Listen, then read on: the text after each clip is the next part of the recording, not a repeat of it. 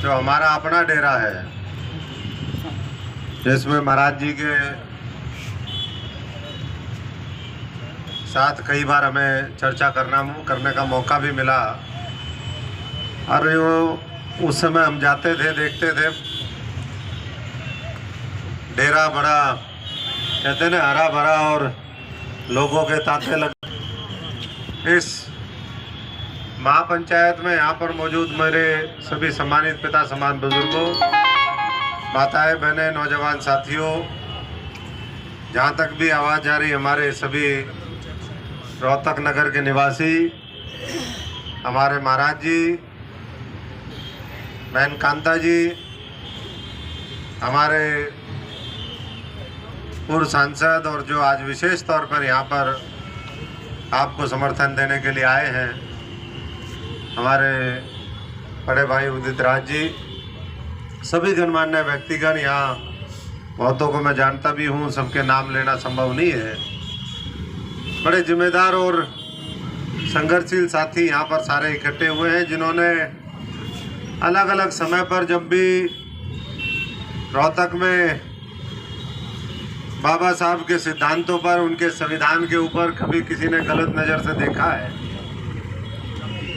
या संत शिरोमणि गुरु रविदास महाराज जी का जब दिल्ली के अंदर मंदिर तोड़ा गया, कभी भी मामला हो गरीब समाज के ऊपर जब भी आंच आई है, वो सारे लोगों ने अपनी ताकत, अपने संयम, अपने हौसले, अपने जज्बे का परिचय देते हुए बहुत शांति प्रिय तरीके से हमेशा आवाज़ उठाई है। मैं उन सब साथियों को भी बहुत बहुत बधाई देता हूं और उनका धन्यवाद भी करता हूं, क्योंकि कई बार हम देखते हैं कि समाज के ऊपर, देश के ऊपर, सबके ऊपर बड़ी विपदा आन पड़ती है, लेकिन आधे लोग यही सोचते हैं कि भाई इसको दूसरा ही वो कर ले समाधान। और इसलिए मुझे पूरा विश्वास भी है, क्योंकि जो डेरा सैकड़ों साल से वो गद्दी हमारे पास थी, इस गरीब समाज के पास थी, और लगातार संत महात्मा उस पर बैठते गए, और अब महाराज रमेश नाथ जी वहाँ पर बैठे हैं।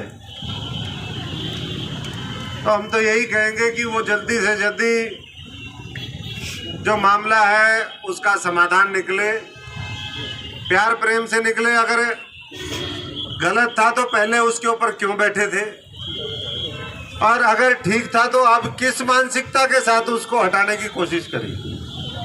ये एक डेरा नहीं है, मैं आप सबको पता है, हूँ तो मैं भी इसी धरती का। झज्जर में हमारा गांव है और रोहतक में कलानौर हल्के में मेरी मदर का गांव है, मेरी माँ का गांव है।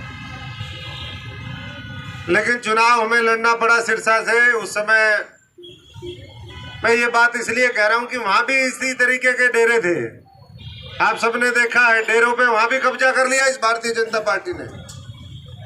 चाहे डेरा सच्चा सौदा हो, चाहे दूसरे कई डेरे हो, चाहे ये डेरा हो। और गोरखपुर गांव है फतेहाबाद जिले के अंदर, ये योगी आदित्यनाथ उस समय मुख्यमंत्री बन गए थे या बनने वाले थे, तब की बात है।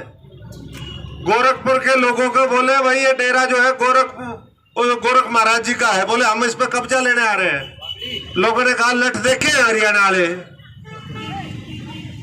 बोले हम नहीं मानते भाई, वो थारा नारा होगा, हमारा गोरख धाम, ये गोरखपुर वाला दाना डेरा है, यहाँ ना आ जाइयो। गोरखपुर, हाँ ये भी गोरख जी है जी, वाह। ये बुला रखे दोनों अपना पक्ष रखेंगे, जो भी सुनवाई होगी शाम तक डिसीजन उसका हो जाएगा। तब तक जरा शांति बना के रखें और फैसला एज पर कानून के अनुसार हिसाब से फैसला होगा, कानून से बाहर कुछ नहीं होगा। बाकी तो आप सबने फैसला करना है और सोच लो, और सारे साथी भी, अभी उदित राज जी भी अपना सुझाव उसमें देंगे। तो मैं तो इतना कहना चाहूँगा कि ये कोई यहाँ मामला नहीं है, ये नीयत खराब है इस सरकार की। देश के संसाधनों के ऊपर बड़े बड़े पीएसयू बने, उनको बेचने में लगे हैं, मंदिर मस्जिद मठ उनके ऊपर कब्जा करने में लगे हैं।